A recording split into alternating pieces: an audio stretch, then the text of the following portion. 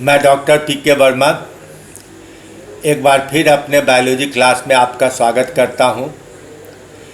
पिछले सेशन में हमने गैमीटोजेनेसिस यानी स्पर्म और ओवम का बनना, स्पर्म की रचना और ओवम के प्रकारों का अध्ययन किया था। अब हम लोग निषेचन क्रिया और प्रारंभिक भ्रूण विकास का अध्ययन करेंगे। फिशेज और एम्फीबिया में एक्सटर्नल फर्टिलाइजेशन और एक्सटर्नल डेवलपमेंट होता है, इसलिए इसमें निषेचन की क्रिया, फर्टिलाइजेशन की क्रिया जटिल होती है। जबकि रेप्टाइल, बर्ड और मैमल में इंटरनल फर्टिलाइजेशन होता है, इसलिए उसमें फर्टिलाइजेशन आसानी से अपने ही स्पेसीज के द्वारा होता है। इन दो प्रारंभिक एनिमल्स में, फिशेज और एम्फीबियंस में, एक्सटर्नल सेक्स ऑर्गन नहीं है, इसलिए इनमें वास्तविक कॉपुलेशन नहीं होता है। इनके फॉल्स सेक्सुअल रिलेशन को एम्प्लेक्सस कहा करते हैं। फिश में दो मेल एक फीमेल के पेट को, बेली को दाबते हैं,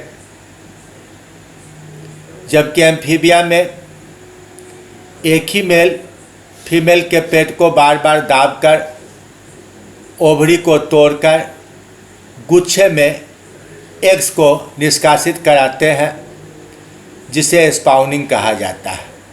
ये गुच्छे एक साथ जुटे हुए पानी की सतह पर उपलाते रहते हैं। अब पानी में ही स्पर्म भी रिलीज होता है, वहीं इसका फर्टिलाइजेशन और विकास, डेवलपमेंट दोनों होता है।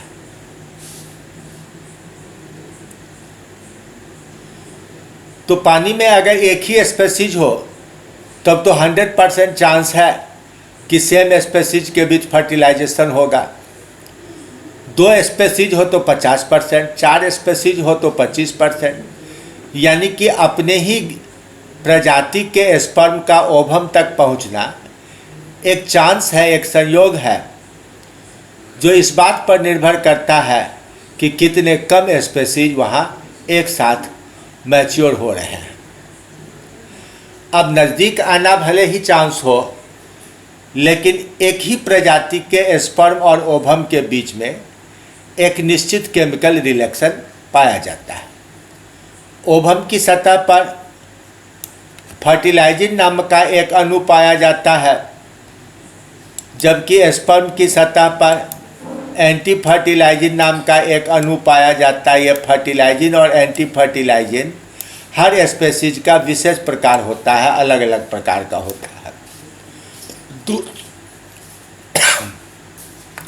दूसरे स्पेसीज का फर्टिलाइजेशन संभव नहीं होता है। अब यहाँ आप देख रहे हैं कि एक स्पर्म है जो जेना पेलुसिडा के संपर्क में आया। अब इसके एक्रोसोम से पाचक एंजाइम निकलने लगते हैं, जो इसे पचाते चला जाता है और अंत में ओवम के मेम्ब्रेन से यह जुटकर अपना न्यूक्लियस या पूरा का पूरा हेड अंदर भेज देता है। यहाँ देखिए पहले डायग्राम में एक लंबा सा ट्यूब बना एक्रोसोम से। वह ट्यूब बगल के म्यूकस और जोना पेलुसिडा को डाइजेस्ट करते हुए एग मेम्ब्रेन के संपर्क में आ गया। अब ये दोनों आपस में जुट जाएंगे और इस ट्यूब के अंदर ही अंदर स्पर्म का न्यूक्लियस एक सेंट्रियोल के साथ ओवम में प्रवेश कर जाएगा। जिस समय मेल का न्यूक्लियस ओवम में आता है, उस समय यह सेकेंडरी oocyte स्टेज में होता है। इसलिए जब मायोसिस 2 पूरा होता है और सेकेंड पोलर बॉडी अलग हो जाते हैं, तो उसके बाद मेल का न्यूक्लियस फीमेल के न्यूक्लियस से जुड़ जाता है और इस तरह फर्टिलाइजेशन की क्रिया पूरी होती है। फर्टिलाइजेशन के बाद 1-2 घंटे के अंदर विशेष प्रकार का लगातार बहुत तेज गति से सेल डिवीजन होता है जिसे क्लीवेज कहा जाता है। इससे सेल का एक गुच्छा बनता है, उसको मोरूला कहते हैं। पहला और दूसरा विभाजन ऊपर से नीचे एक पोल से दूसरी पोल की ओर होता है, जिसे चार एक प्रकार के एक समान आकार के सेल बनते हैं। ऐसे विभाजन को होलोब्लास्टिक क्लीवेज कहते हैं। लेकिन तीसरा विभाजन, अगर वह मैमल का एग होता, माइक्रोलेस्थल एग होता, तो ठीक इक्वेटर पर से होता, ऊपर और नीचे के चारों सेल आपस में एक दूसरे के एक समान बराबर होते हैं, तो उसको इक्वल होलोब्लास्टिक क्लीवेज कहते हैं। लेकिन फिश और एम्फीबिया में यह तीसरा डिवीजन प्लेन बीच की रेखा से थोड़ा ऊपर, इक्वेटर के ऊपर होता है, इसलिए ऊपर की ओर 4 माइक्रोमियर्स थोड़ा छोटे आकार के सेल और नीचे की ओर 4 मेगामियर्स यानी बड़े आकार के सेल बनते हैं। मैमल में 8 सेल स्टेज को ही मोरूला कहा जाता है, उसके बाद ब्लास्टुला आ जाता है। लेकिन फिश एम्फीबिया में 5 डिवीजन होता है, 32 सेल बनते हैं। ऊपर 16 माइक्रोमियर और नीचे 16 मेगामियर्स बनते हैं। यहाँ आप देखिए क्लीवेज दिखाया गया है। ये चौथे डायग्राम में ये 4 छोटे माइक्रोमियर हैं और नीचे की ओर 4 बड़े मेगामियर्स हैं, क्योंकि यह तीसरा डिवीजन बीच से थोड़ा ऊपर की ओर इस एंगल पर हुआ है। अब यह हो गया मोरूला। अब देखिए इसके आगे ये 16 सेल का स्टेज आ गया। 32 सेल होने के लिए फिर से ऐसे और ऐसे डिवीजन होगा,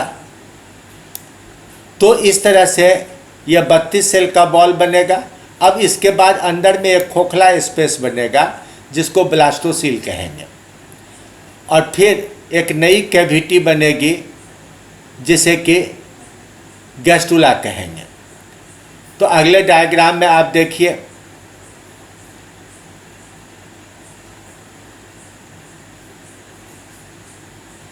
यहाँ पर ब्लास्टोसील है।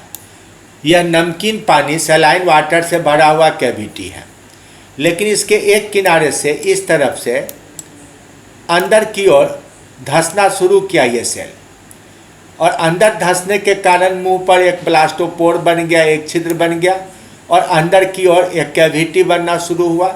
ये कैविटी देखिए अंदर जाकर के पहले तो पूरे अंदर तक फैल जाता है, और फिर ये दायां बायां पसर करके एक बड़ा सा चैम्बर बनाता है जिसको आर्केंटेरॉन कहते हैं। अब बाहर की ओर इक्टोडर्म और अंदर की ओर एंडोडर्म बन गया।